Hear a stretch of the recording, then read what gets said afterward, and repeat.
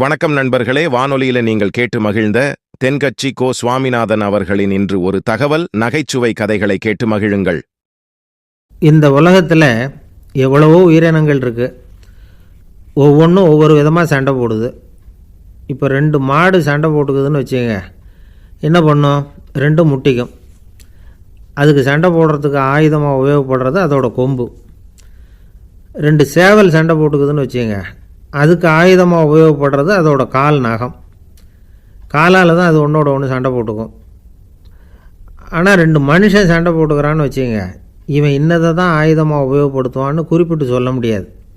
கல்லை எடுப்பான், கத்தி எடுப்பான், துப்பாக்கி எடுப்பான், என்ன வேணாலும் பண்ணுவான். வாயால் திட்டுவான், கையால் அடிப்பான், காலால் உதைப்பான், சகலகலா வல்லவன்.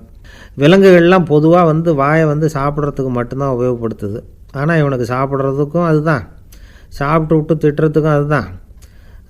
ஆனால் ஒரு விஷயத்தில் மட்டும் கெட்டிக்கிறேன். அதாவது நாம் சண்டை போட்டுக்கிட்டாலும் பரவாயில்லை, கோழிகள் சண்டை போடாமல் இருக்கணும் அப்படின்னு ஆசைப்படுறான். எதுக்காக? கோழிகள் சண்டை போடாமல் இருந்தால் நிறைய முட்டைகள் போடுமா, அதுக்காக தான் இந்த அக்கறை. கோழி பண்ணை வச்சுருக்கிறவங்களுக்கு இது ஒரு பெரிய பிரச்சனை. அதாவது பண்ணையில் இருக்கிற கோழிகளுக்குள்ளே அடிக்கடி சண்டை வந்துடும். அதனால் முட்டை உற்பத்தி குறைஞ்சிரும். சரி, இதுக்கு என்ன பண்ணுறது? பண்ணையில் போய் உட்காந்துக்கிட்டு தினமும் பஞ்சாயத்து பேசிகிட்டு இருக்க முடியுமா? அமெரிக்காவில் கோழி பண்ணை வச்சுருக்கிற ஒருத்தர் இதை பற்றி யோசனை பண்ணி பார்த்தாராம். ஒரு வழியையும் கண்டுபிடிச்சிருக்கார். கோழிக்கெல்லாம் மூக்கு கண்ணாடி மாட்டி விட்டுட்டோம்னா அது சண்டை போடுற குணம் குறைஞ்சிரும், முட்டை அதிகமாகிடும். அந்த கண்ணாடியில் உள்ள லென்ஸு சிவப்பு நிறத்தில் இருக்கணும், அவ்வளவுதான் அப்படின்னு அவர் கண்டுபிடிச்சாராம். இது ஏற்கனவே நடைமுறையில் கண்டுபிடிக்கப்பட்ட ஒரு விஷயம். ஆனால் எல்லா கோழிக்கும் சிவப்பு மூக்கு கண்ணாடி எப்படி மாட்டி விடுறது? அப்படியே மாட்டி விட்டாலும் அது நழுவாமல் இருக்கணுமே. இப்போ நாமெல்லாம் நடு விரலால் மூக்கு கண்ணாடி நடுவில் தொட்டு அப்படி ஸ்டைலாக சரி பண்ணிக்கிறோம். அது மாதிரி கோழி எப்படி சரி பண்ணிக்கும்? இதுதான் பிரச்சனை. இதுக்கு அவர் என்ன வழி கண்டுபிடிச்சாருன்னா, கோழிக்கெல்லாம் மூக்கு கண்ணாடிக்கு பதிலாக விழியொட்டு வில்லைகள், கான்டாக்ட் லென்ஸ், அதை பொருத்தி விட்டா என்ன அப்படின்னு யோசனை பண்ணார். அதே மாதிரி பண்ணார். அதே மாதிரி செஞ்சு பார்த்தார், வெற்றி. அதுக்கப்புறம் கோழியெல்லாம் சண்டை போட்டுக்கலையாம், சமாதான பிரியர்கள் ஆகிட்டு தான். கோழிகளுக்கு இயல்பாகவே சண்டை போடுற குணம் உண்டு. ஆனால் அதோட கண்ணுக்கு பார்க்குற பொருள்லாம் ரோஜா நிறத்துலையோ அல்லது இன்னும் சொல்லப்போனால் அழுத்தமான சிவப்பு நிறத்துலையோ தெரிஞ்சதுன்னா சண்டை போடுற குணம் குறைஞ்சிருதான். அந்த சமயத்தில் அது அதிகமாகவும் முட்டையிட ஆரம்பிச்சுடுதான். அதே நேரத்தில் இறை எடுக்கிறத கூட குறைச்சிக்குதான். இது ஏன் இப்படி பண்ணுதுங்கிறது விஞ்ஞானிகளுக்கு இன்னமும் புரியலையா. எப்படியோ அமெரிக்க கோழிகள்லாம் கான்டாக்ட் லென்ஸ் பொருத்திக்க ஆரம்பித்தாச்சு. கோழி கழுத்தை பிடிச்சிக்கிட்டு ஒரு சில வினாடிகளில் அதை பொருத்தி விட்றாங்களாம். கோழியோட ஆயுள் பூரா அது அப்படியே இருக்குமா. பண்ணையில் முட்டை உற்பத்தி குறைஞ்சா இது மாதிரி விஞ்ஞானபூர்வமாக பரிகாரம் தேடுறது தான் நல்லது. நமக்கு வேண்டியப்பட்ட ஒருத்தர், அவர் ஒரு கோழி பண்ணை வச்சுருந்தார். அந்த பண்ணையில் பாதி கோழி திடீர்னு செத்து போச்சு. உடனே ஒரு கால்நடை மருத்துவர்கிட்ட போக வேண்டியது தானே. அங்கே போகல. உள்ளூரில் மந்திரம் பண்ணிகிட்டு இருந்த ஒரு சாமியார்கிட்ட போனார். அவர் காலில் விழுந்தார். சாமி, என் பண்ணையில் பாதி கோழி செத்து போட்டுதுன்னார். சாமியார் யோசனை பண்ணார். சரி, பண்ணையில் வாசப்படி கிழக்கு பக்கமாக வச்சுருக்கியா மேற்கு பக்கமாக வச்சுருக்கியான்னு கேட்டார். கிழக்கு பக்கமாக இருக்குன்னார் அவர். அதுதான் தப்பு, மேற்கு பக்கமாக அதை மாற்று, சரியாக போடும்னாராம். அதே போல் இவர் போய் மாற்றிவிட்டார். அப்பவும் பாதி செத்து போச்சு. மறுபடியும் சொன்னார், சாமி, மறுபடியும் பாதி கோழி செத்து போட்டுதேன்னார். சரி, கூரை எப்படி போட்டிருக்க? ஓடு போட்டிருக்கியா இல்லை கீத்து போட்டிருக்கியான்னார். ஓடு போட்டிருக்கேன்னாராம் அவர். அதுதான் தப்பு, கீத்து போட்டுரும், சரியாக போடும்னாராம். சரின்னு போய் அதையும் மாற்றி பார்த்தார். மறுபடியும் போயிட்டுது, கோழி செத்து போச்சு. வந்தார். மறுபடியும் பாதி செத்து போச்சு சாமின்னு வந்தார். இவரும் யோசனையை மாற்றி மாற்றி சொல்லிகிட்டே இருக்கிறார். இப்படி அவரும் மாற்றி மாற்றி பார்த்தார். 6வது தடவையாக அவரை தேடிட்டு வந்தார். அந்த சமயத்தில் இவர் ரொம்ப தீவிரமாக யோசனை பண்ணி பார்த்துட்டு, அது சரிப்பா, நீ என்கிட்ட சளைக்காமல் வந்துக்கிட்டு இருக்கிற, நானும் யோசனை சொல்லிகிட்டு இருக்கேன். இப்போவும் உங்ககிட்ட சொல்கிறதுக்கு என்கிட்ட யோசனை நிறையா இருக்குது. ஆனால் சோதிக்கிறதுக்கு உங்ககிட்ட கோழி இல்லையே, என்ன பண்ணுறது அப்படின்னாராம் இவர். ஒரு தெருவில் சில சிறுவர்கள் விளையாடிக்கிட்டு இருந்தாங்க. ஏதோ ஒரு உயரமான கல்லை நடுத்தெருவில் வச்சு அதை சுற்றி சுற்றி ஓடி வந்துக்கிட்டு இருக்கிறாங்க. அது என்ன விளையாட்டோ அவங்களுக்கு தான் தெரியும். கொஞ்ச நேரம் அப்படி விளையாடிக்கிட்டு இருந்தவங்க விளையாடி முடித்ததும் அந்த கல்லை நடுத்தெருவில் அப்படியே விட்டுட்டு அவங்கவுங்க வீட்டுக்கு ஓடி போட்டாங்க. அதுக்கப்புறம் அந்த வழியாக 2 பெண்கள் பேசிக்கிட்டே வந்தாங்க. பேச்சு சுவாரஸ்யத்தில் நடுத்தெருவில் இருந்த அந்த கல்லை கவனிக்கலை. காலில் இடிச்சுட்டுது, லேசாக ரத்தம் வந்துட்டுது, வலி தாங்கலை. காலில் இடிச்சுக்கிட்ட பொண்ணு திட்ட ஆரம்பிச்சுட்டுது. வர வர ஊர் உலகம் ரொம்ப கெட்டு போச்சு, யாருக்கும் பொறுப்பே கிடையாது பாரு, இப்படி நடுத்தருவில் பொறுப்பு இல்லாமல் இப்படி கல்லை போட்டு வச்சுருக்குறாங்களே, இது நியாயமா அப்படின்னு சொல்லி இந்த சமூகத்தை கடுமையாக விமர்சனம் பண்ணிக்கிட்டு அவங்க போயிட்டாங்க. கொஞ்ச நேரம் கழித்து ஒரு வாலிபன் அந்த வழியாக வந்தான். அந்த கல்லை பார்த்தான், நின்னான், ஒரு நிமிஷம் யோசனை பண்ணான், என்ன பண்ணலாம்னு பார்த்தான். தன்னுடைய வீரத்தையும் பலத்தையும் காட்டணும்னு நினச்சான். பின்னாடி போனான்.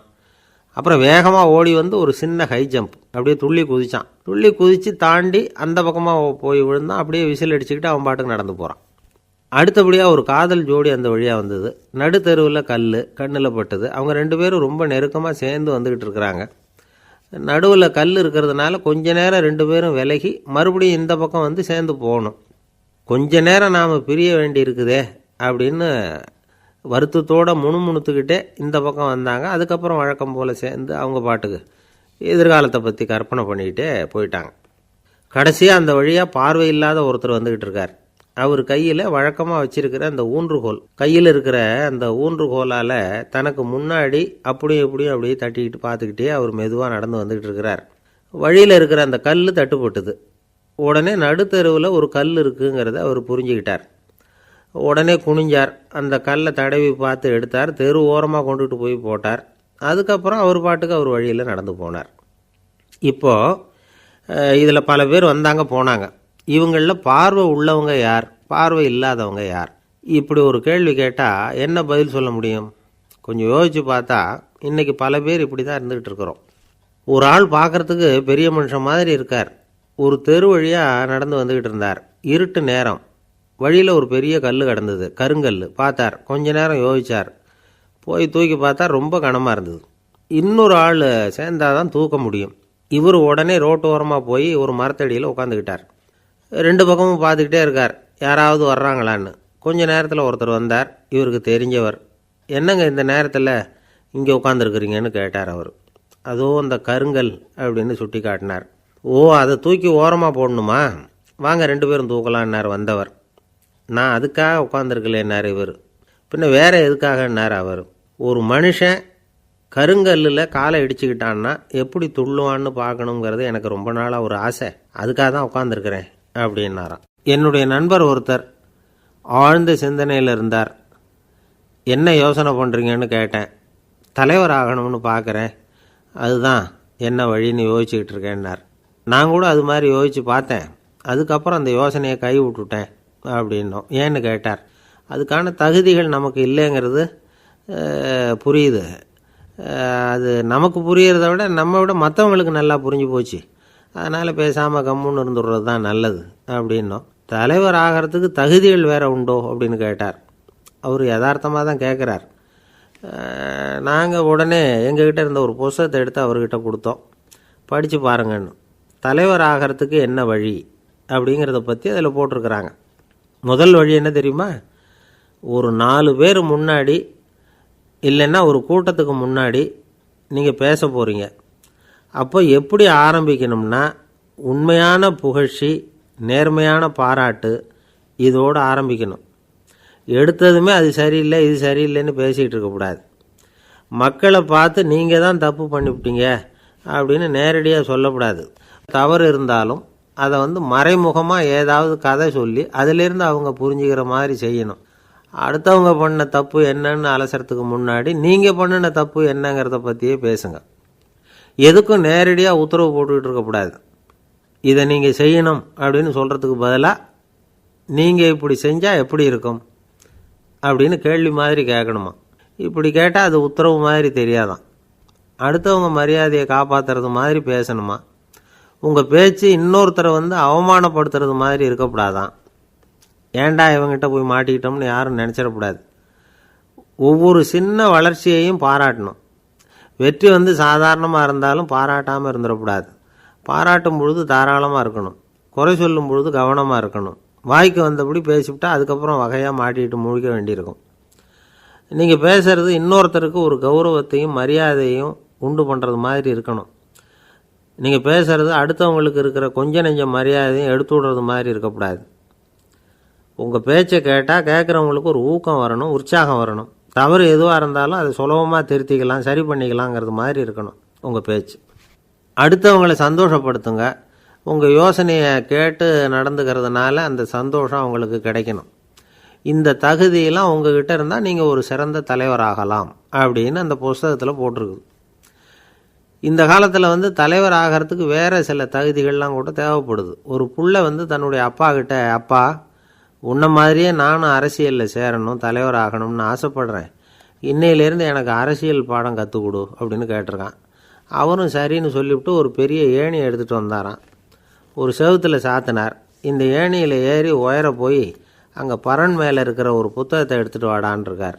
மகனை பார்த்து, அப்பா ஏணி ரொம்ப உயரமாக இருக்குது, நீ ஜாக்கிரதையாக அதை பிடிச்சிக்கோ, நான் ஏறி போகிறேன் அப்படின்னு நான் பையன். பயப்படாத, நான் பார்த்துக்கிறேன்னார் அப்பா. பையன் ஏணியில் ஏறினா உச்சிக்கு போனதும் அப்பா கையை எடுத்துட்டார். ஏணி அப்படியே சரிஞ்சுட்டுது. பையன் பொத்துன்னு கீழே விழுந்துட்டான். இடுப்பை பிடிச்சிக்கிட்டே எழுந்திரிச்சான். என்னப்பா இது, இப்படி என்னை ஏற விட்டுட்டு கையை விட்டுட்டியே, இப்படி கை விடலாமா அப்படின்னு கத்தியிருக்கான். அப்பா நிதானமாக சொன்னாராம், அவசரப்படாதேப்பா, அரசியலில் இதுதான் முதல் பாடம், பெத்த அப்பனாக இருந்தாலும் அவனை நம்பாதே அப்படின்னு உபதேசம் பண்ண ஆரம்பித்தாராம். அன்பாக இருக்கணும்னு அநேக பெரியவங்க சொல்லியிருக்கிறாங்க. நாமளும் அதை கேட்டுவிட்டு அன்பு காட்டுறதுக்கு தயாராக தான் இருக்கிறோம். அதை வாங்கிறதுக்கு தான் ஆளை காணும். இருந்தாலும் அன்பில் எத்தனையோ வகை உண்டு. அதை சரியாக புரிஞ்சுக்கிட்டு அதுக்கப்புறம் அன்பு காட்ட ஆரம்பிக்கணும். வகையை புரிஞ்சிக்காமல் அன்பு காட்டினா வம்புல மாட்டிக்க வேண்டியது தான். அன்புன்னா சாதாரணமாக நினச்சி விடாதீங்க. அதில் எவ்வளவு விதம் தெரியுமா? இரக்கம், கருணை, காருண்யம், பந்துத்துவம், பட்சம், பாசம், நேசம், விசுவாசம், அபிமானம், காதல், பக்தி, இப்படி பல விதமாக அதை பற்றி சொல்லி வச்சுருக்கிறாங்க பெரியவங்க. இந்த வார்த்தைகள்லாம் நாம் கேள்விப்பட்டது தான். இருந்தாலும் அதுகளுக்குள்ளே என்ன வித்தியாசம்னு கேட்டால் சரியாக சொல்ல தெரியாது. அதனால் இந்த வார்த்தைகளுக்கெல்லாம் பெரியவங்க என்ன விளக்கம் சொல்கிறாங்கன்னு இப்போ பார்க்கலாம். எளியவர்கள் மேலே செலுத்துகிற அன்பு இருக்கு பாருங்க, அதுக்கு இரக்கம்னு பேர். அறிவு பலம், சரீர பலம், இது ரெண்டும் இல்லாதவங்க மேலே, அதாவது வலிமையற்றவர்கள் மேலே செலுத்துகிற அன்பு இருக்கு பாருங்க, அதுதான் கருணை. எறும்புலேருந்து யானை வரைக்கும் சகல ஜீவராசிகள் மேலேயும் காட்டுற அன்புக்கு காருண்யம்னு பேர், ஜீவகாருண்யம். சிவி சக்கரவர்த்தி காட்டின அன்பு இந்த ரகம். உறவினர்கள், சொந்தக்காரங்க, அவங்க வசதியாக இருந்தாலும் வறுமையில் இருந்தாலும் வித்தியாசம் இல்லாமல் காட்டுற அன்பு இருக்கு பாருங்க, அதுக்கு பேர் பந்துத்துவம். ஒரு எஜமானன் வேலையாள்கிட்ட காட்டுற அன்பு இருக்கு பாருங்க, அதுக்கு பேர் தான் பட்சம். அவனும் தன்னை மாதிரி மனுஷன்தாங்கிற நினப்பு வேணும். ஒரு தாய் தன்னுடைய குழந்தை மேலே, ஒரு குழந்தை தன்னுடைய தாய் மேலே செலுத்துகிற அன்புக்கு பாசம்னு பேர். ஈருடல் ஓர் உயிர்னு நினைக்கிறது இது. ராமரும் கௌசலையும் இதுக்கு உதாரணம். தம்மை ஒத்த நண்பர்கள்கிட்ட செலுத்துகிற அன்புக்கு நேசம்னு பேர். வயசு, செல்வம், அந்தஸ்து, இந்த வித்தியாசமெல்லாம் பார்க்காம அவங்க சுகதுக்கத்தில் சமபங்கு எடுத்துக்கிறது இது. கிருஷ்ணன் குசேலர்கிட்ட காட்டினது இந்த ரகம். வேலை செய்கிறவன் முதலாளிகிட்ட காட்டுற அன்புக்கு விசுவாசம்னு பேர். தேசத்து மேலேயும் தாய்மொழி பேர்லையும் செலுத்துகிற அன்புக்கு அபிமானம்னு பேர். தேசாபிமானம்னு சொல்கிறோமே, இதுதான். ஒரு கணவன் மனைவி பேரில் காட்டுற அன்புக்கு காதல்னு பேர். கடவுள் பேரில் செலுத்துகிற அன்புக்கு பக்தின்னு பேர். இப்படி அன்புல பல ரகம் இருக்கிறப்போ அதில் உள்ள வித்தியாசம் தெரியாமல் இடம் மாற்றி அன்பு காட்டினா இடைஞ்சல் தான். சரி, இந்த அன்பை பற்றி விஞ்ஞானம் என்ன சொல்லுது தெரியுமா? இதயத்தை பாதுகாக்கிறதுக்கு முக்கியமாக தேவைப்படுற ஒன்று இந்த அன்பு தான்னு சொல்லுது. நெதர்லாந்து விஞ்ஞானிகள் இதை ஆராய்ச்சி பண்ணியே கண்டுபிடிச்சிருக்கிறாங்க. கொஞ்சம் முயல் குட்டிகளை 2 பிரிவாக பிரித்தாங்க. 2 குரூப்புக்கும் கொழுப்பு அதிகமாக உள்ள ஆகாரத்தையே கொடுத்துக்கிட்டு வந்தாங்க. ஆனால் ஒரு குரூப்புக்கு வெறுமன ஆகாரத்தை கொடுத்ததோடு சரி, இன்னொரு குரூப்பு முயல்களுக்கு ஆகாரம் கொடுத்ததோடு நிறுத்திக்கல. அதுக்கு முன்னாடி கூண்டுகளை திறந்து விட்டு முயல்களை கொஞ்ச நேரம் எடுத்து கொஞ்சி விட்டு அதுக்கப்புறமா ஆகாரம் கொடுத்தாராம் ஆராய்ச்சியாளர். இந்த குரூப்புக்கு இதய பாதிப்பு 60% குறைச்சலாக இருந்துதான். சில நோயாளிகளுக்கு ஹார்ட் அட்டாக் வந்தாலும் அதை தாங்கிக்கிட்டு குணமாகிற சக்தி அதிகமாக இருக்குது. இது எப்படின்னு ஆராய்ச்சி பண்ணி பார்த்துருக்குறாங்க. அவங்கெல்லாம் மனைவி தன் பேரில் ரொம்ப அன்பாக இருக்கிறதாக நினைக்கிறவங்களாம் இருக்கிறாங்களாம். இதய நோயாளிகள் பல பேரை சந்தித்து இதய நோய் ஏற்பட என்ன காரணம்னு கேட்டிருக்கிறாங்க. அவங்க சொன்ன காரணம்லாம் சாப்பாடு சம்பந்தமாக இல்லையா, மனைவி அன்பா இல்லை, இப்படிப்பட்ட காரணத்தை தான் சொல்கிறாங்களாம். அதனால் இதயத்தை பாதுகாக்கணும்னு நினைக்கிறவங்க அடுத்தவங்க அன்பாக இருக்கிறது மாதிரி பார்த்துக்குங்க, அதுதான் முக்கியம். ஒருத்தர் முகம் பூரா பிளாஸ்டரி போட்டுக்கிட்டு வந்தார். ரொம்ப கோபமாக, என்னங்க ஆச்சுன்னு விசாரித்தேன். எல்லாம் உங்களால் தான் சார்னார். விவரமாக சொல்லுங்களேன். என்ன, உங்கள் தகவலை கேட்டுட்டு ஒரு பூனைக்குட்டியை கையில் எடுத்தேன், அன்பாக அதை தடவி கொடுக்கறதுக்காக. ஆனால் அது முந்திக்கிட்டது, அது என் முகத்தை தடவி கொடுத்துட்டுது, முகம் பூரா நகை கீறல், அதுதான் இப்படி அப்படின்னார். அன்புல அறிவு சேராததுனால வந்த கோளாறு இது. அவர் ஒரு பெரிய குடும்பத்தில் பிறந்தவர். இருக்கிற சொத்துக்கள் எல்லாத்தையும் வாரி வழங்கிவிட்டு காட்டுக்கு புறப்பட்டார் தவம் செய்கிறதுக்காக. இருந்தது பூராவும் கொடுத்துட்டார். இனிமேல் எதுவுமே இல்லை கொடுக்கறதுக்கு. அப்போது கடைசியாக ஒருத்தன் வந்து கையை நீட்டினான். ஐயா ஏதாவது கொடுங்கன்னா. அவர் பார்த்தார். கட்டியிருக்கிற வேட்டியை தவிர வேறு எதுவுமே இல்லை. 8 முழம் பட்டு வேட்டி ஜரிகை கரையோடு இருக்குது. கடைசியாக அதை தான் எடுத்து கட்டிக்கிட்டு அவர் புறப்பட்டுக்கிட்டு இருக்கிறார். அவர் பார்த்தார். எதிரில் அவன் பரிதாபமாக நின்றுக்கிட்டு இருக்கிறான். அந்த 8 முழ வேட்டியை 2ஆக கிழிச்சார்.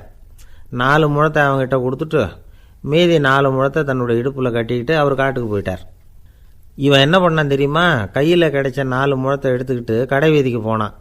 பழைய பட்டு வேட்டி ஜருகை இதெல்லாம் விலைக்கு வாங்குகிற வணிகர் ஒருத்தர் இருந்தார்.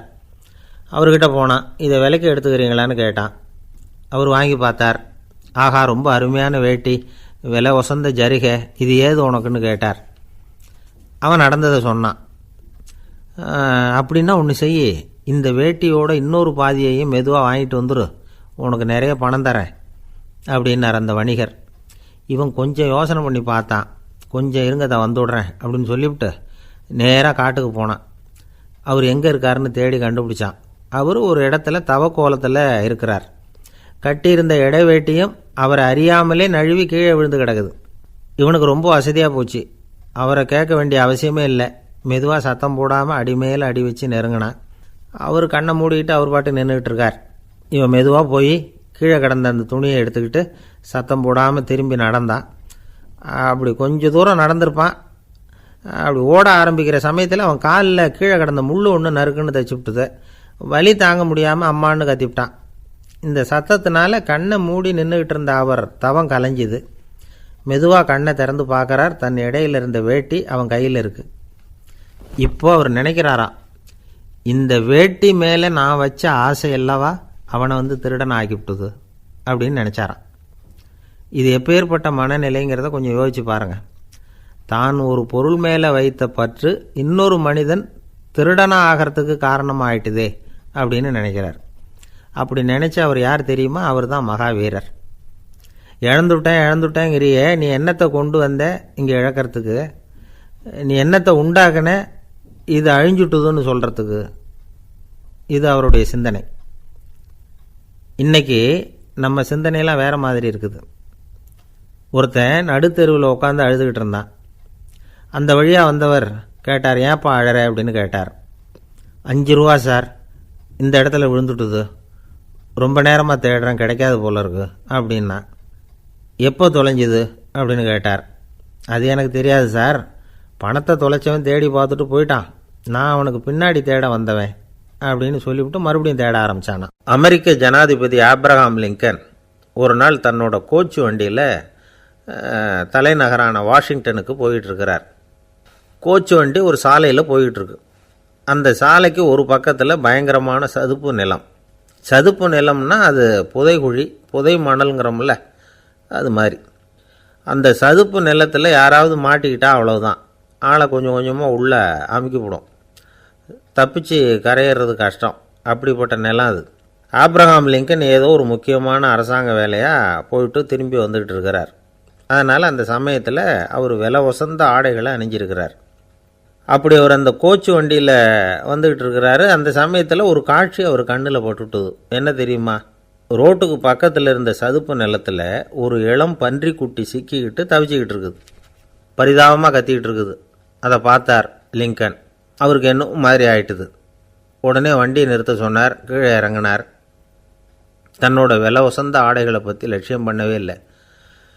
தனக்கே ஆபத்து வரலாம்ங்கிறத பற்றியும் கவலைப்படலை. தான் ஒரு குடியரசுத் தலைவருங்கிறத பற்றியும் அவர் நினச்சி பார்க்கல. நேராக அந்த சதுப்பு நிலம் பக்கமாக போனார். அந்த சேத்துல இறங்கி பன்றிக்குட்டியை காப்பாற்றி கரைக்கு கொண்டுட்டு வந்து சேர்த்துட்டார். அதுக்கப்புறம் நிம்மதியாக கோச்சு வண்டியில் ஏறி வெள்ள மாளிகைக்கு வந்து சேர்ந்தார். ட்ரெஸ்ஸு உடம்பு பூரா சேறு சகதி. பார்க்குறவங்களுக்கெல்லாம் ஆச்சரியமாக போச்சு. அவங்களுக்கு ஒன்றும் புரியல. இவர் நேராக ட்ரெஸ்ஸு மாற்றிக்கிறதுக்காக போனார். கோச்சு வண்டி ஓட்டிகிட்டு வந்தவங்கிட்ட போய் எல்லோரும் கேட்டாங்க என்ன ஆச்சு அப்படின்னு. அவர் வர்ற வழியில் நடந்த விவரத்தை சொன்னார். ஆப்ரஹாம் லிங்கனுடைய இந்த இறக்க குணத்தை எல்லாரும் பாராட்டினாங்களாம், புகழ்ந்தாங்களாம். ஆனால் இதுக்கு லிங்கன் என்ன பதில் சொன்னார் தெரியுமா? தயவு பண்ணி இந்த புகழ்ச்சியான பேச்சையெல்லாம் ஒதுக்குங்க, அதெல்லாம் வேணாம். அந்த சின்ன பிராணி சகதியில் மாட்டிக்கிட்டு துடிச்சிக்கிட்டு இருந்தது, அதை பார்த்தேன். உடனே என்னுடைய இதயத்தில் ஒரு முள் தைச்சது மாதிரி ஒரு உணர்வு. அந்த முள்ளை பிடுங்கி எறிஞ்சேன், அவ்வளவுதான். உண்மையில் அந்த பிராணிக்கு நான் உதவினேங்கிறத விட எனக்கு ஏற்பட்ட இன்னலை போக்கிட்டேன் அப்படிங்கிறது தான் உண்மை. அதுதான் பொருத்தம். அப்படி இருக்கிறப்போ இதில் புகழறதுக்கு என்ன இருக்குது அப்படின்னாரு ஆபிரகாம் லிங்கன். எவ்வளவு யதார்த்தமான வார்த்தைகள் பாருங்கள். இந்த காலத்தில் நம்மளையும் பல பேர் அப்படி உண்டு. நீச்சல் தெரியாத ஒரு ஆள் தண்ணியில் இறங்கிட்டான். தண்ணி ஆழங்கிறது அப்புறமா தான் தெரிஞ்சுது. தத்தளிக்க ஆரம்பிச்சுட்டான், வாழ்னு கத்துறான். கரையில் நின்றுக்கிட்டு இருந்த ஒருத்தர் இதை பார்த்தார். உடனே அவருக்கு இதயத்தில் முள் தைச்சது மாதிரி ஒரு உணர்வு. உடனே குபீர்னு தண்ணியில் பாய்ஞ்சார். அவரை காப்பாற்றி கரைக்கு கொண்டுட்டு வந்து சேர்த்தார். இதை பார்த்துக்கிட்டு இருந்த இன்னொருத்தர் காப்பாற்றின அந்த ஆளை பாராட்டி புகழ்ந்தார். என்ன புகழாதீங்க சார் அப்படின்னார் அவர். ஏன்னு கேட்டார் இவர். நான் அந்த ஆளை ஏன் காப்பாற்றினேன் தெரியுமா? அவன் நேற்றுக்கு என்கிட்ட 300 ரூபா கடன் வாங்கியிருக்கிறான். இவன் தண்ணியில் போட்டான்னா நான் கொடுத்த கடனும் தண்ணியில் போடும். அதனால தான் விழுந்து காப்பாற்றினேன் அப்படின்னா அந்த ஆள். ஒருத்தர் ரொம்ப அவசரமாக போய்கிட்டு இருந்தார். எங்கே சார் போகிறீங்கன்னு கேட்டோம். எனக்கு வேண்டியப்பட்ட ஒருத்தருக்கு குழந்தை பிறந்திருக்கிறதாக செய்தி வந்திருக்கு, அதுதான் ஆஸ்பத்திரிக்கு போயிட்டுருக்கேன், பார்த்துட்டு வரலாம்னு அப்படின்னார். அப்படின்னா கொஞ்சம் இப்படி உட்காருங்க அப்படின்னோம். சில விவரமெல்லாம் சொல்கிறேன், கேட்டுக்கிட்டு போங்க அப்படின்னோம். உட்காந்தார். அப்புறம் சொல்ல ஆரம்பித்தோம். புதுசாக பிறந்திருக்கிற ஒரு குழந்தைய பார்க்க போகிறதுன்னா அது சாதாரண விஷயம் இல்லை. அதில் ரொம்பவும் கவனமாக நடந்துக்கணும். புது குழந்தைக்கு நோய் சுலபமாக தொற்றும். முக்கியமாக காற்று மூலமாக பரவுகிற நோய்கள் சுலபமாக வந்துடும். அதனால் நமக்கு உடம்பு சரியில்லைன்னா குழந்தைய விட்டு கொஞ்சம் தள்ளியே இருக்கிறது தான் நல்லது. பெரியவங்களை பொறுத்த வரைக்கும் சாதாரணமாக உள்ள ஒரு கிருமி கூட குழந்தையை பொறுத்த வரைக்கும் ரொம்ப மோசமான ஒரு கிருமியாக இருக்கும். சில வெளிநாடுகளில் எப்படி தெரியுமா? பிறந்த குழந்தை தூங்கிக்கிட்டு இருக்கிற ஒரு ரூமுக்கு போகணும்னா போகிறவங்க முகமூடி போட்டுக்கணும், காலணிகளை மாற்றிக்கணும், அவ்வளவு சுத்தமாக உள்ளே போய் பார்த்துட்டு வரணும். பொதுவாக சில ஆஸ்பத்திரிகளில் பார்த்திங்கன்னா பார்வையாளர்கள் நேரத்தில் விசிட்டிங் ஹவர்ஸ் தாயை விட்டு குழந்தைய தனியாக பிரித்து வச்சுருவாங்க. எதுக்குன்னு நினைக்கிறீங்க? அந்த நேரம் பல பேர் வருவாங்க போவாங்க. அவங்க கை கால் சுத்தமாக இருக்காது. சுத்தம் இல்லாத கைகள் மூலமாக கிருமிகள் பரவும். சுத்தம் இல்லாத கைன்னா மண்ணு தூசி படிஞ்சிருக்கிற கை மட்டும் தான் அர்த்தம் இல்லை. சாலையில் கையை வீசிக்கிட்டு நடந்து வர்றீங்க, குழந்தைய பொறுத்த வரைக்கும் அது கூட சுத்தம் இல்லாத கை தான். தாயை தவிர மற்றவங்க குழந்தைய தூக்காமல் பார்த்துக்கிறது நல்லது. தாய் கூட அளவோடு கொஞ்சிறதோடு நிறுத்திக்கணும். புதுசாக ஒரு குழந்தைய பெற்றுருக்கிற பொண்ணுக்கிட்ட மற்ற தாய்மார்கள் ஏதாவது சொல்லிக்கிட்டே இருப்பாங்க. குழந்தைய அப்படி வளர்க்கணும் இப்படி வளர்க்கணும் அப்படின்னு ஏதாவது அட்வைஸ் பண்ணிக்கிட்டே இருப்பாங்க. இப்படி ஓவராக அறிவுரை பண்ணுறது அந்த பொண்ணை குழப்பி விட்டுரும். அதனால் அப்படிலாம் பண்ணக்கூடாது. அந்த பெண்ணே ஏதாவது கேட்டால் கூட டாக்டர் சொல்ல வேண்டிய விவரங்களையெல்லாம் நாமே சொல்லிகிட்டு இருக்கக்கூடாது. புதுசாக பிறந்திருக்கிற குழந்தைய மட்டும்தான் இப்படி பார்க்கணும்னு இல்லை. ஒரு நோயாளி குழந்தைய பார்க்க போகிறதுனா கூட ரொம்ப எச்சரிக்கையாக தான் நடந்துக்கணும். ஒரு தின்பண்டமோ விளையாட்டு சாமானோ அந்த குழந்தைக்கு நாம் வாங்கிட்டு போகிறதா வச்சுக்குவோம். அதை நேராக கொண்டுகிட்டு போய் அந்த குழந்தைகிட்டே கொடுக்கக்கூடாது. அதோட அப்பா அம்மாக்கிட்ட ரகசியமாக கொடுக்கலாம். அவங்க முடிவு பண்ணட்டும் குழந்தைகிட்ட அதை கொடுக்கலாமா வேண்டாமாங்கிறத. அவங்களுக்கு தான் தெரியும் அதோட மனசும் உடம்பும். உங்கள் அக்கறையை காட்டுறதா நினச்சிக்கிட்டு குழந்தை வாயில் எதையும் கொண்டுட்டு போய் போடாதீங்க. போகிறப்போ உங்கள் வீட்டு குழந்தையும் அழைச்சிட்டு போகாதீங்க. இது நோயை வாங்கிட்டு வந்துடும், அல்லது புதுசாக ஒரு நோயை அதுக்கிட்ட கொடுத்துட்டு வந்துடும். என்னதான் உங்களுக்கு பழக்கமான குழந்தையாக இருந்தால் கூட அதுக்கு விருப்பம் இல்லைன்னா பேசக்கூடாது. அங்கே போய் அவங்க பள்ளிக்கூடத்தை ஞாபகப்படுத்திகிட்டு இருக்கக்கூடாது. நோயில் இருக்கிறப்ப ஸ்கூலை பற்றி பேச அது விரும்பாது. ஆஸ்பத்திரியை விட்டு வெளியில் புறப்படுறப்போ குழந்தைகிட்ட சொல்லணும்னு அவசியம் இல்லை. அதோட அப்பா அம்மா கிட்ட சொல்லிவிட்டு புறப்பட்டா போதும், குழந்தை கோபிச்சிக்காது. சமூக சம்பிரதாயத்தை பற்றி அது கவலைப்படுறதில்லை. இப்படி எல்லா விவரமும் நம்ம எதிரில் உட்காந்துருந்தவங்ககிட்ட சொல்லி முடித்தோம். ரொம்ப நன்றி சார் அப்படின்னு சொல்லிவிட்டு அவர் புறப்பட்டார். குழந்தைங்க கொஞ்சம் வளர்கிற வரைக்கும் தான் நாம் எச்சரிக்கையாக இருக்கணும்னு இல்லை, வளர்ந்த பிறகு இன்னும் எச்சரிக்கையாக இருக்கணும். ஒரு பையன் பள்ளிக்கூடத்துலேருந்து திரும்பி வீட்டுக்கு வந்தான். முகம் பூரா நகத்தால் கீறி இருந்தது. அப்பா பார்த்து பயந்துட்டார். யாருடா உன்னை இப்படி பண்ணது அப்படின்னார். என் கூட படிக்கிற இன்னொரு பையன்னா. நாளைக்கு உன் கூட பள்ளிக்கூடத்துக்கு வர்றேன் நீ எனக்கு அவனை அடையாளம் காட்ட முடியுமான்னார். அது ரொம்ப சுலபம் நான் பையன். எப்படின்னார் அப்பா.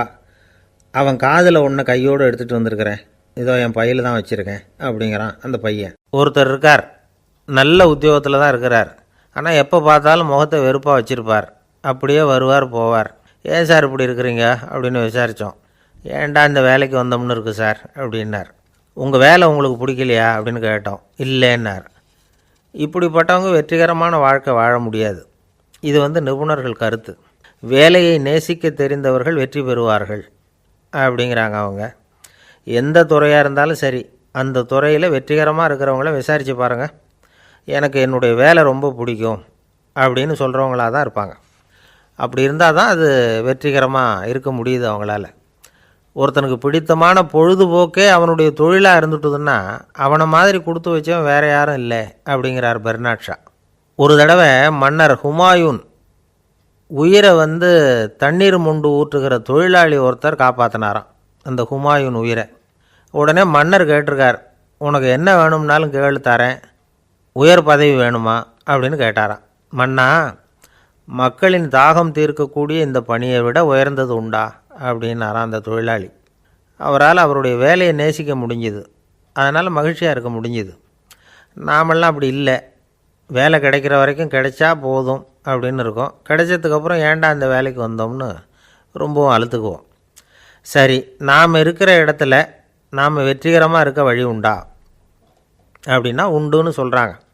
அதாவது மன இயல் நிபுணர்கள் இருக்கிறாங்க இல்லையா, அவங்க அதுக்கு முக்கியமாக 6 வழிகள் சொல்கிறாங்க. நீங்கள் ஒரு அலுவலகத்தில் வேலை பார்க்குறவரா அப்படின்னா இதை கேளுங்க. அதாவது உங்கள் மேலதிகாரி எதிர்பார்ப்புக்கு தகுந்த மாதிரி உங்கள் வேலை இருக்குதா? அப்படி இல்லைன்னா முதல்ல உங்கள் வேலையின் தரம் உயரணும். உங்களுக்கு மேலே கீழே வேலை பார்க்குற பணியாளர்கள்கிட்ட நல்ல விதமாக பழகிறீங்களா? அந்த உறவு முறையில் ஏதாவது குறை இருந்தால் அதை கண்டுபிடிச்சி சரி பண்ணுங்கள். நம்பிக்கைக்கு உரியவர் அப்படின்னு நீங்கள் பேர் எடுக்கணும். நீங்கள் எடுக்கிற முடிவு நல்ல முடிவாக தான் இருக்கும் அப்படின்னு அடுத்தவங்க சொல்லணும். உங்கள் தோற்றத்துக்கு முக்கியத்துவம் கொடுங்க. இது மனம் உடல் ரெண்டும் சம்மந்தப்பட்டது. அதனால் மனசையும் ஆரோக்கியமாக வச்சுருக்கணும், உடம்பையும் ஆரோக்கியமாக வச்சுருக்கணும். உங்களுடைய நிர்வாகம் செயல்படுற விதத்தை நல்லா புரிஞ்சு வச்சுக்கணும். உங்களுடைய நிர்வாகம் இப்போ ஒரு காரியம் செய்யுதுன்னு வச்சுங்க, ஏன் அப்படி செய்யுது, எதுக்காக அப்படி செய்யுது, அதனுடைய குறிக்கோள் என்ன, அது நீடிக்கிறதுக்கு காரணம் என்ன, இதையெல்லாம் தெரிஞ்சுக்கணும். சிரிப்புக்கு வஞ்சகம் பண்ணக்கூடாது, நல்லா சிரிக்கணும், அப்போ தான் அது திரும்ப கிடைக்கும். கடந்த கால தோல்வியை பற்றி கவலைப்படக்கூடாது. முதலாளி விருப்பம் தெரிஞ்சு நடந்துக்கிறது நல்லது தான். அதுக்காக காக்கா பிடிக்கணுங்கிற அவசியம் இல்லை. உங்களுக்கு ஒரு பொறுப்பான வேலை கிடைக்குது, உடனே சத்தம் குழப்பம் அப்படின்னு சூழ்நிலையை இறுக்கமாக ஆக்கிடக்கூடாது. எந்த சூழலையும் இயல்பாக கையாளக்கூடியவர் அப்படிங்கிறத காட்டணும். இதெல்லாம் உங்கள் துறையில் நீங்கள் வெற்றி பெற நிபுணர்கள் சொல்கிற யோசனைகள். இவ்வளவு விவரமும் சொல்லிவிட்டு ஒருத்தரை பார்த்து கேட்டோம், இப்போ சொல்லுங்கள், நீங்கள் செய்கிற வேலை உங்களுக்கு பிடிச்சிருக்குதா அப்படின்னோம். ரொம்ப ரொம்ப பிடிச்சிருக்குது அப்படின்னார். சரி, என்ன செஞ்சிகிட்ருக்குறீங்க அப்படின்னு கேட்டோம். சும்மா தான் இருக்கிறேன் அப்படின்னார் அவர். அள்ள அள்ள குறையாதது அட்சய பாத்திரம், அது நமக்கு தெரியும், கேள்விப்பட்டிருக்கிறோம். ஆனால் போட போட நிரம்பாத ஒரு பாத்திரம் உண்டு. அது என்ன தெரியுமா? நம்மளில் பல பேர்கிட்ட அந்த பாத்திரம் உண்டு. அதுதான் பேராசை அப்படிங்கிற பாத்திரம். அதை நிறைவு செய்யவே முடியாது. பேராசையை பற்றி சுஃபி இலக்கியத்தில் ஒரு பிரபலமான கதை உண்டாம். அதை ஒரு பெரியவர் எடுத்து சொல்லியிருக்கிறார். ஒரு மன்னர் நகர்வலம் போயிட்டுருக்கார். ஒரு பிச்சைக்காரன் மன்னர் எதிரில் வரான். பிச்சை போடுங்கோங்கிறான். என்னுடைய அமைதியை கெடுக்காதே போங்கிறார் மன்னர். அவன் சிரிக்கிறான். அரசே, உங்களுடைய அமைதி கெடக்கூடிய நிலையில் இருந்தால் அதுக்கு பேர் அமைதியே கிடையாது அப்படின்னு நானா. எதிரில் நிற்கிறது வெறும் பிச்சைக்காரன் இல்லை, யோகி அப்படிங்கிறத மன்னர் புரிஞ்சுக்கிட்டார். துறவியே, உங்களுக்கு என்ன வேணும்னாலும் கேளுங்க, கொடுக்குறேன்னாராம். அந்த துறவி மறுபடியும் சிரிக்கிறார். அரசே, உங்களால் முடியாததையெல்லாம் கொடுக்க முடியும்னு சத்தியம் செய்யாதீங்க அப்படின்னார். மன்னருக்கு கோபம் வந்துட்டுது. என்ன இவர் இப்படி சொல்கிறாரே அப்படின்னு நினச்சார். நகர்வலத்தை பாதியிலேயே நிறுத்தினார். வாங்க அரண்மனைக்குன்னார். துறவியை அழைச்சிக்கிட்டு அரண்மனைக்கு வந்துட்டார். துறவி தன்கிட்ட இருந்த பிச்சை பாத்திரத்தை நீட்டினார். இது நிறைய எனக்கு பொற்காசுகள் வேணும் அப்படின்னாராம். அவ்வளவு தானா, இது ஒரு பெரிய காரியமா அப்படின்னு கையை தட்டினாராம் மன்னர். ஒரு பெரிய தாம்பாளம் நிறைய பொற்காசுகள் சேர்ந்தது. அதை அள்ளி போட்டார். போட போட அந்த பிச்சை பாத்திரம் நிரம்பவே இல்லை. பொற்காசுகள் போட போட அவ்வளவையும் உள்ளே வாங்கிக்கிட்டே இருக்குது. அரசாங்க கஜானாவே காலி ஆகிட்டுது. மூட்டை மூட்டையாக பொற்காசுகளை கொட்டி பார்த்துட்டாங்க. அது முழுங்கிக்கிட்டே இருக்குது. கடைசி வரைக்கும் அந்த பிச்சை பாத்திரம் நிரம்பவே இல்லை. அரசர்கிட்ட இருந்த கர்வம் போயிட்டுது. அப்படியே பொத்துன்னு துறவி காலில் விழுந்தார். அப்போ அந்த துறவி சொன்னாராம், மன்னா, இந்த பிச்சை பாத்திரத்தை உங்களால் மட்டும் இல்லை, வேற யாராலையும் நிரப்ப முடியாது. அதுக்கு என்ன காரணம்னா, இது சாதாரண பிச்சை பாத்திரம் இல்லை, பேராசைகளோடு வாழ்ந்து செத்துப்போன ஒரு மனிதனின் மண்டை ஓடுது அப்படின்னாராம். பாருங்கள், இதுதான் அந்த சூஃபி இலக்கிய கதை. செத்த பிறகும் நிறைவு இல்லைன்னா அது எப்பேற்பட்ட பேராசையாக இருக்கும்னு யோசித்து பார்த்துங்க. நம்மளும் ஒருத்தர் கல்யாணம் பண்ணிக்க பொண்ணு பார்த்துக்கிட்டு இருந்தார். அழகு, அறிவு, படிப்பு எதுவும் தேவையில்லை, பணம் மட்டும் இருந்தால் போதும் அப்படின்னு பார்க்குறவங்ககிட்டெல்லாம் சொல்லி வச்சார்.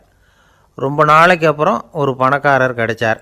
அவர் சொன்னார், இதை பாருங்கள், எனக்கு 20 வயசில் ஒரு மகள், அவளை நீங்கள் கல்யாணம் பண்ணிக்கிட்டா 2 லட்சம் பணம் கொடுப்பேன். 25 வயசில் ஒரு பொண்ணு, அவளை கல்யாணம் பண்ணிக்கிட்டா 2.5 லட்சம் தருவேன். 30 வயசில் ஒரு பொண்ணு இருக்கா, அவளை கல்யாணம் பண்ணிக்கிட்டா 3 லட்சம் தருவேன். என்ன சொல்கிற அப்படின்னாராம். இவன் கொஞ்ச நேரம் யோசித்து பார்த்துருக்கான். அதுக்கப்புறம் மெதுவாக அவரை நிமிர்ந்து பார்த்து, ஏன் சார், உங்ககிட்ட 50 வயசில் ஏதாவது பொண்ணு இருக்கா அப்படின்னு கேட்டானான்.